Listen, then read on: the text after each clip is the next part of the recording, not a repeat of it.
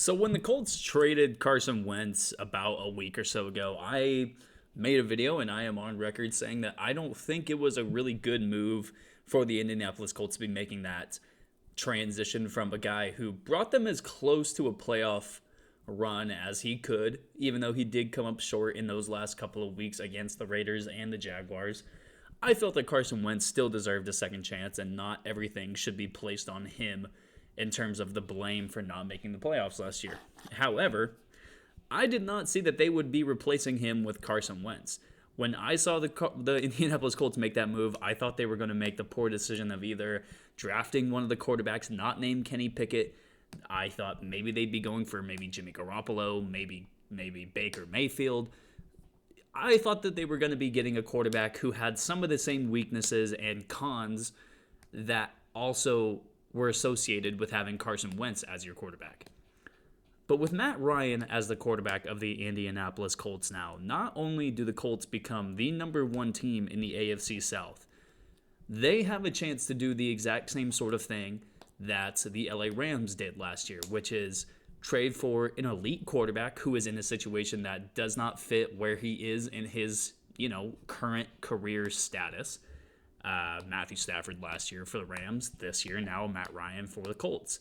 The only real difference is that the Rams made the playoffs the year before getting Stafford. The Colts missed the playoffs just barely the year before getting Matt Ryan. The only shortcoming that the Colts are going to have going into this year compared to the Rams is obviously the weapons. The Rams had Super Bowl MVP Cooper Kupp. They had Robert Woods before he tore his ACL. They got Odell Beckham Jr. Van Jefferson is a good wide receiver. Their tight ends were solid. Their running backs, even though Cam Akers was injured all year, he would be a really good option for Matt Stafford. Sony Michel is an okay running back option. Darrell Henderson, the offensive line, a decent defense, a good enough defense to win you a Super Bowl. These are some of the things that the Indianapolis Colts have. They obviously have a better running back than the Rams do. Their offensive line at this point is probably better than what the Rams were going into the season with last year. The defense is about similar. The only real difference is they don't have that elite playmaker up on the defensive line like the Rams do have with Aaron Donald. And that's not me saying something bad about DeForest Buckner. I just don't think he's Aaron Donald.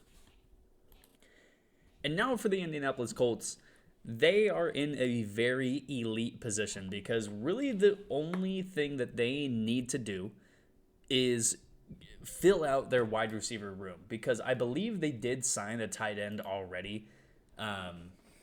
You're going to see some elite in-video studying happen right here. But at this point, the Indianapolis Colts really just need wide receivers. They need to sign the best possible receiver available right now. They need to try to get a really good receiver in the draft, or they need to just hope that Michael Pittman takes that next step. Michael Pittman Jr. did take a really good step last year with his development in terms of being an elite number one receiver. T.Y. Hilton, it does not look like he's going to be coming back. But outside of Michael Pittman right now, the guys that you have on this roster at the wide receiver position are Paris Campbell, Ashton Doolin, which I don't even know who that is, but somehow he makes more money than Michael Pittman. You have Kiki QT, Desmond Patman, Mike Strachan, and DeMichael Harris.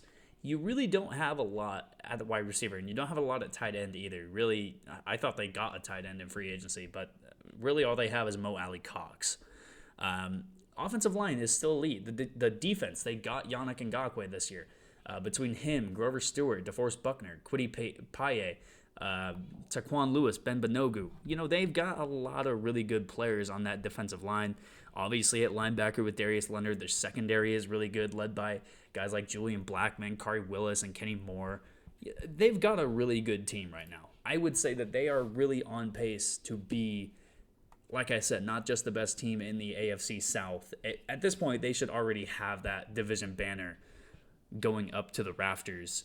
I don't know if the Colts do that. I know the Texans do that, and we're a poverty franchise who celebrates division championships. I don't know if the Colts do that, though. Either way, they should already do it because that's how locked up this division should already be.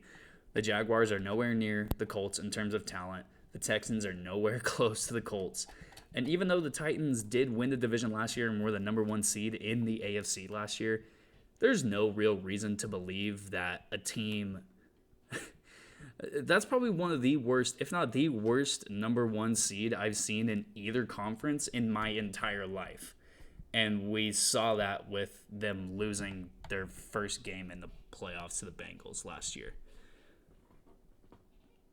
At this point for the Colts, I don't know who is really the best possible option for them to get at wide receiver. We've seen a lot of the big dominoes already fall at free agency with those wide receivers. We saw guys like Devontae Adams get traded. We already saw Allen Robinson go to the Rams. We don't know exactly what's going to go on with Odell Beckham Jr., but outside of those names, even if you're relying on maybe trying to get Odell Beckham Jr., there's not a lot that you could say to be like, okay, OBJ is going to be there from day one and be the guy for us, because we don't know when he's actually going to be coming back from that torn ACL.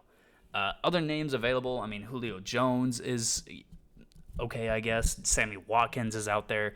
AJ Green, Emmanuel Sanders, Cole Beasley, Will Fuller, Jarvis Landry. I mean, there's still some good options out there, but there's nobody that's going to...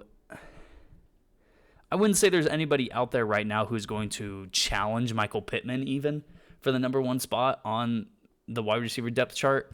But you could legitimately fill out a wide receiver room with names like, if you got a Julio Jones, if you got a Cole Beasley, if you got a Sammy Watkins, that's a good receiver room right there. And especially with someone like Julio Jones, who had a really off year last year with the Titans, playing in an offensive scheme that really didn't, highlight what he does well.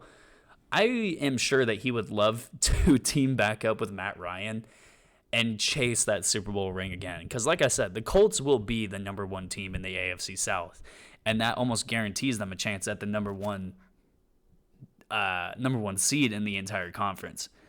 So right now, the Colts, in my opinion, have probably the best chance of winning the division and making a run at the Super Bowl and having the same sort of year like we saw with the LA Rams last year, trading for that veteran quarterback, getting a room around him with wide receivers, with a good offensive line, with a good coaching staff.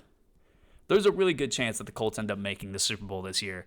And as a Texans fan, I am going to hate it.